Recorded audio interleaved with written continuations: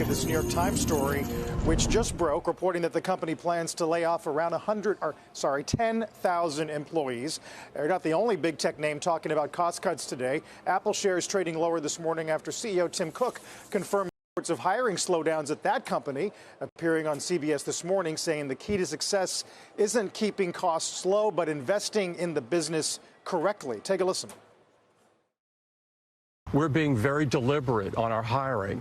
That means we're continuing to hire, but not everywhere in the company are we hiring. We believe strongly in investing for the long term, and we don't believe you can save your way to prosperity. We think you invest your way to it.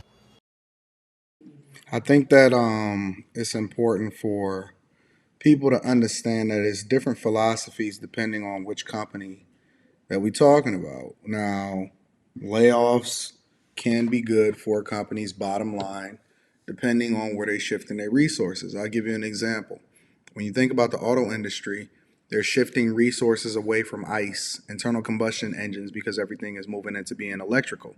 And so it's just a different skill set. So translation of what Tim Cook is saying, they are slowing down hiring. And then you also have to understand that the talent pool is a lot larger, but they're slowing down hiring in certain segments of the business and then beefing up hiring in other segments that may not require as many workers. And so I predicted that this was going to happen. And obviously, I'm not an oracle, but it's just obvious, right? As people continue to not be available when it comes to the jobs that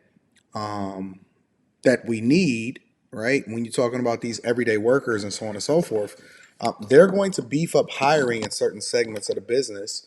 That is important, but more importantly, they're going to slow down in parts that is not best for the bottom line of the shareholders, and they're always going to do the thing that's in the best interest of the shareholders before they focus on how they can appease American workers. That's just reality. As for the Times, John, the Times does say the total number remains fluid, but if it stays around 10,000, roughly 3% of corporate and less than 1% of their global workforce, obviously more than 1 million. Yeah, I think the timing here is important. This is happening right before the biggest week or two of the year, of the holiday shopping season and Amazon shopping season, also in a year where they, in an unusual way, did a second Prime Day right at the beginning of Q4, and that seemed to be a little lackluster. So Amazon's probably doing this based on some expectations, based on data, and yes, this is what companies do around Q4, is they try to position themselves for the next year, for 2023, based on a reasonable scenario of what they think they can expect. Also, Dee, I think it's important to note that over the past few months, Amazon has shifted how it does compensation for corporate employees more toward cash, a little less toward equity. They tended to have a pretty low, relative to other companies, amount of cash salary that they pay out, and really tilted toward equity. In this time, when perhaps employees would do better to take more equity if they can, right? Because the stock is low. So getting. You know, the interesting thing about this is we talk about this in the Bag Chasers. The Bag Chasers is the Patreon in which we drop different interviews. We have conversations in the Discord based off of what's best long-term for your family and as far as how it is that you should be negotiating your packages. And we talk about equity and executive compensation and worker compensation once you get to a certain level, or you have a certain skill set in which requires you to, software engineering, cybersecurity, all of these different things. And it's just interesting because Amazon understands and they already foresee, I believe, and this is just my personal opinion, the bounce back of the stock because everything is cyclical. And so if they can cut costs by giving you more cash up front, which obviously the smart ones know based off of what we talk about in the Patreon, link is in the description as well as pinned to the top of the chat. They actually lower the amount of compensation that they have to pay you if they can give you cash up front, which most people are used to because they want that base compensation instead of that long-term growth that comes along with being invested in the company. One of the things is employee stock purchase plans, giving you shares based off of the longevity that you have with the company or your contract, the bonuses that we work for, all of those different things. But more importantly, let me hit on another point. 10,000 workers is really just a smidget. I mean, it is a very, very small number of Amazon workers. You got to understand the type of workers that Amazon have, right? Obviously, they have corporate workers. They're a worldwide company. They have these high-paying positions, but then they have a lot, and I mean a lot, of warehouse workers, delivery drivers. A lot of those delivery drivers are actually contractors, so they don't even actually count them on their payrolls.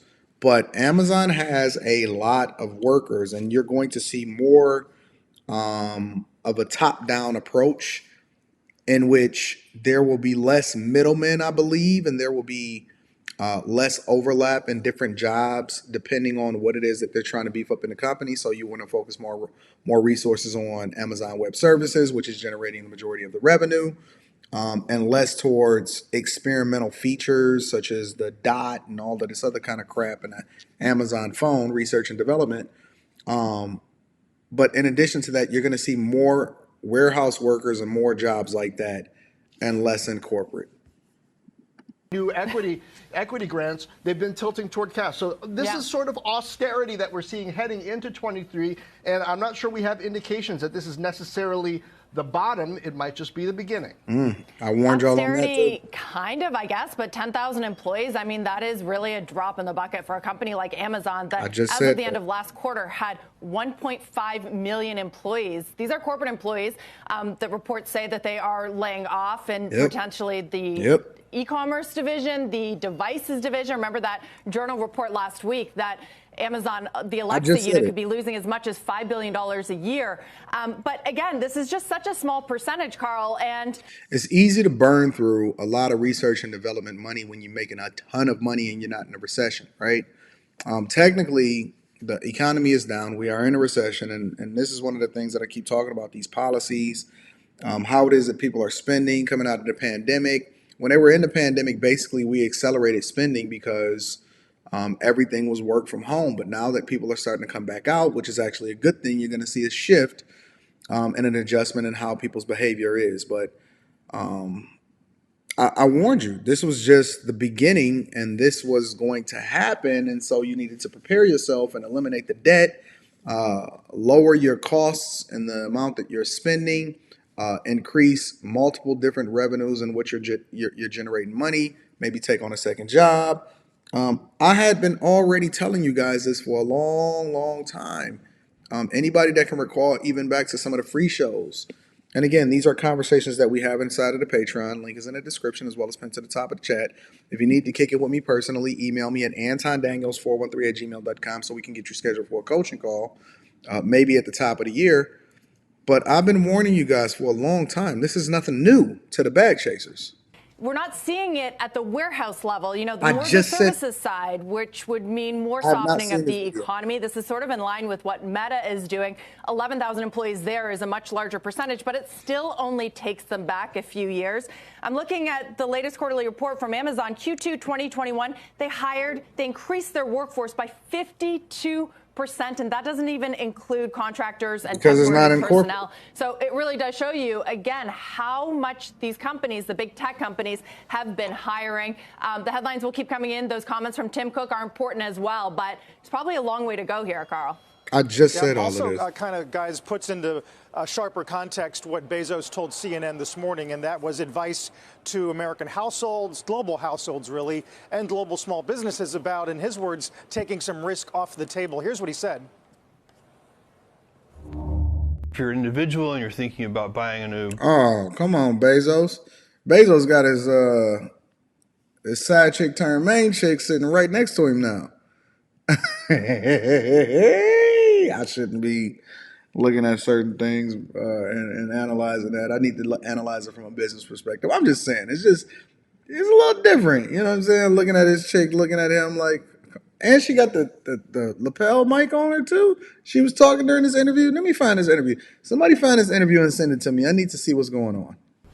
Large screen TV, maybe slow that down, keep that cash, see what happens. Same thing with a refrigerator or a new car or whatever. This takes some risk off the table. If you're a small business, maybe delay some capital purchases. Do you really need that new piece of equipment? Maybe it can wait a little bit. Have some cash on hand. Just a little bit of risk reduction could make the difference for that small business if we do get into even more serious economic problems. So you got to play the probabilities a little bit. I mean, that's just standard, right? I mean, that's the way that you're supposed to be operating anyway. If it doesn't make you money at this point, and you know, people like to tighten the belt once things get a little bit sketchy out in the market or they start to slow down as far as the revenue that they generate. I think that Tim Cook, if you combine what Tim Cook said with what Jeff Bezos said, he basically said that you invest in the things that actually continue to generate you money. This is what Tim Cook said. He said they don't believe that you can cut your way to profitability. That's not the way that you go about making money. You do want to cut the things that's not actually generating you revenue, but you want to invest in the things that long term can generate the most growth.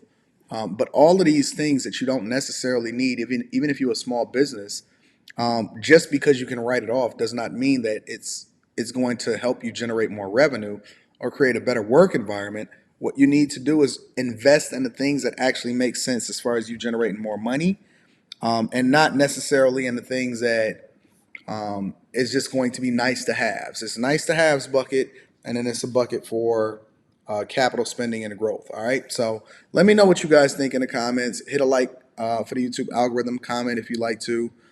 What do you think about this Amazon 10,000 person layoff right after Facebook/Meta, right after Twitter, and a lot of other companies are laying off also? What do you guys think about this? Let me know in the comments.